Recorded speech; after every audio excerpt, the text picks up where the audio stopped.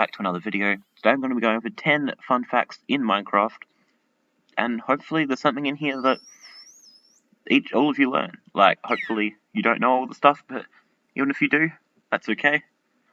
Just means that you know it all. Right, let's get into it. The reason I started in this aquarium is because our first fun fact actually has to do with water and lights. So you can see here that when I filled this with water, all the grass died where the light touches. And that is because, I'm assuming it's a glitch, but as you can see,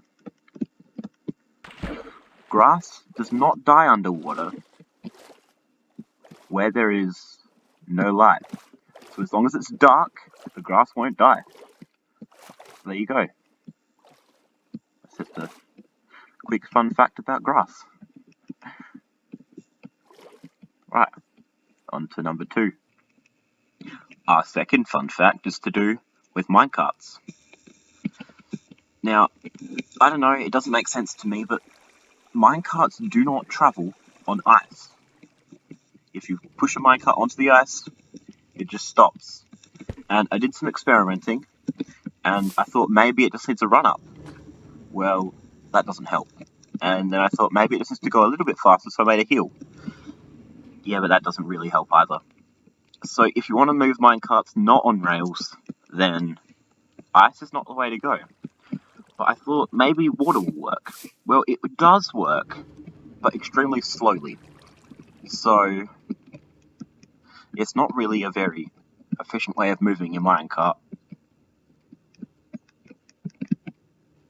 If you wanted to move items across water, then you're going to have to get Mojang to invent hopper boats, because at the moment minecarts can only move on rails. This one is about the elytra. And as you can see here, I've got this interesting little launching station, and it has this cobweb here. Now, some people make elytra launching stations with water, and they use a riptide enchantment on their trident and throw themselves up. But cobwebs actually, the elytra thinks that they're air. So you can jump into this cobweb, start flying, and use a firework rocket, and launch yourself into the air.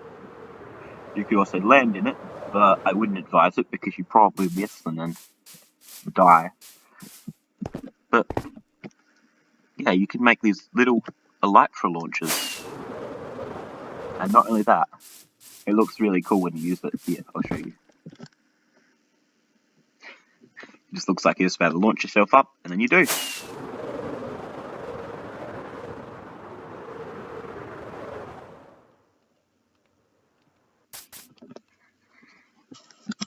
On to the next one. This one is a bug, and it's probably going to be fixed, but, you know, as long as it lasts, I'm going to take advantage of it, because, you know, having ice, it's hard to come by in the earlier stages of survival Minecraft, but buttons, they're not that hard. Just stone or wood, make lots of buttons, and all you need is ice to start on, and that's enough to launch yourself onto the buttons. And I think this is actually slightly faster than on the ice.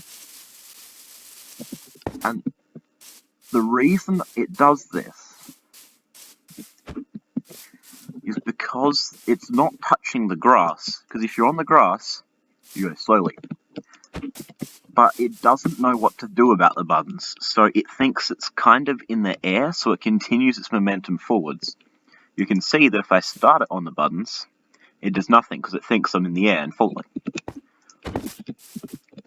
So there you have it. Very easy way to make really quick boat paths in survival without using ice. This tip is kind of more for creative Minecraft than survival because, well, you can't really get these in survival. So if you want to make your own ender portal, you have to stand in the middle of the space you want to build it in, and place them like this. Because if you stand on the outside while placing these, it doesn't work. And I think that might have something to do with the way that they line up, like this is the front and it needs to face this way. But now this will work, whereas if you just went along and placed them wherever you want, it won't. You see how I'll place it like this. Yeah, so this one should work, that one won't. When I place this five-handed down, should see that it'll work. Yes, there you go. And another tip for creative, you do not need to keep this portal frame anymore. You can break it, and the portal will stay there. You can even break parts of the portal, and the rest should stay there too. There you go. But, if you go over to here, this one shouldn't work. There you go. Because you weren't standing in the middle when you placed these outside bits. That's what I want to do now. And there you are, that's how you make ender portals in creative. Of course, in survival, you can't really get that. So, making this in survival is kind of impossible unless you're cheating. Moving on.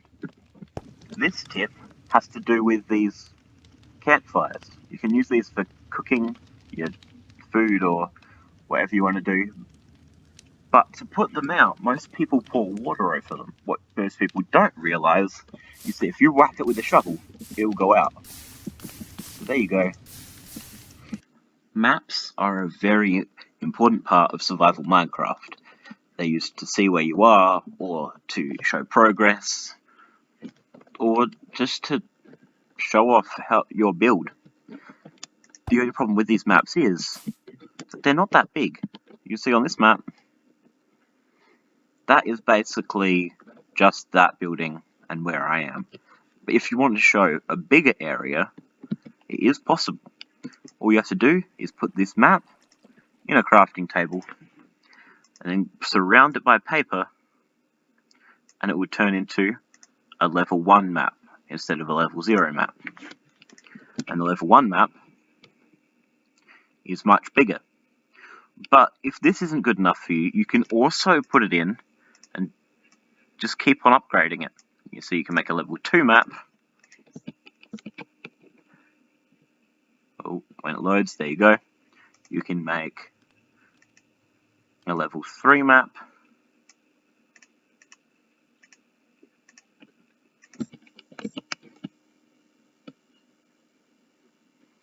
And if you really want to, you could make a level 4 map.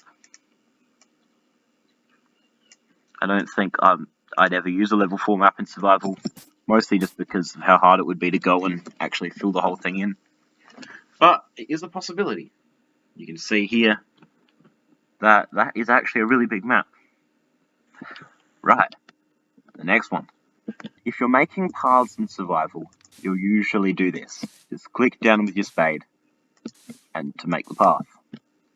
But in creative, you don't have to do this because there's actually a path block.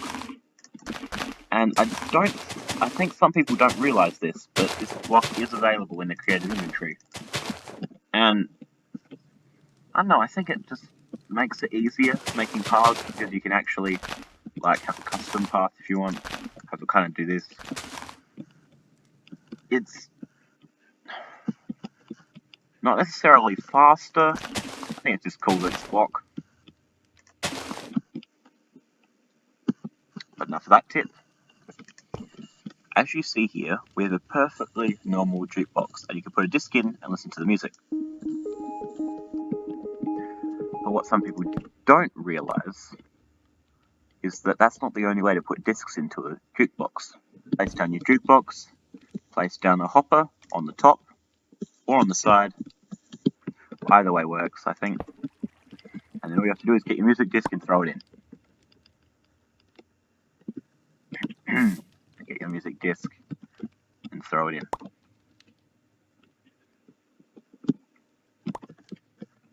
Get my music disc and I can edit this out, right? Yeah, no one's gonna see it.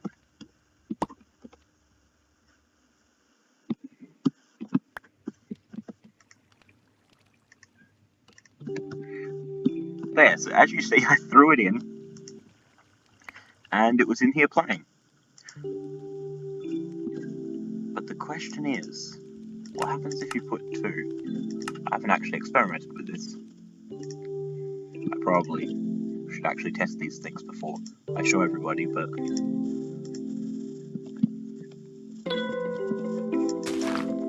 I put a hopper at the bottom, will it shuffle?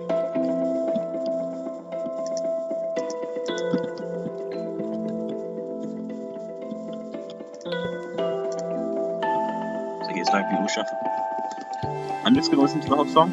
I'll fast forward it for you, and then I'll see you when it ends.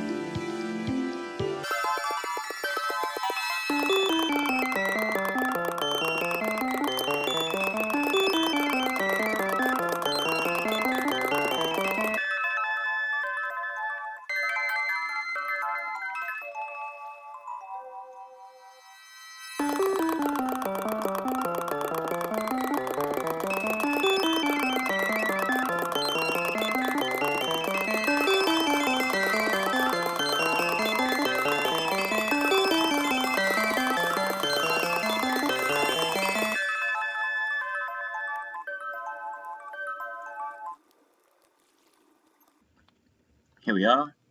The song has ended. Will it automatically play the next song? No? No, it will not. Well, at least you can use the hopper to put the disc into the jukebox, but apparently you can't then also take it out. That's very sad. Oh well. Guess we're going to go on to the next one. Which, of course, is cauldrons. I'm sure you were all expecting that. You probably weren't, but I just wanted to pretend that I knew what I was doing. So, people can store water in cauldrons, and you can store lava in cauldrons. But not many people know you can also store potions in cauldrons. You see here I've got a cauldron full of potion, and potion of harmony. I can do it again and again, and then 3 potions of harming will fill 1 cauldron. Of course, just going to show you the cauldron, both lava and water. So cauldrons kind of have 3 uses. You put lava in it, water, and potions. Just another thing that occurred to me to tell you is that if you've got a lava cauldron, you take damage while being inside of it, and water cauldrons will put out fire while being inside of it. So they actually act like lava and water. Just so you know. That's kind of an 11th fact, but we'll say it's still talking about cauldrons. I guess that ends this video. I hope you will learn something, and at least one of those 10 facts you didn't know before. Thank you for watching, and see you next time. Just have to make sure I don't slip off this egg. Yeah! I admit it, that was a terrible fake scream. But I'm now at the end of this video. Bye!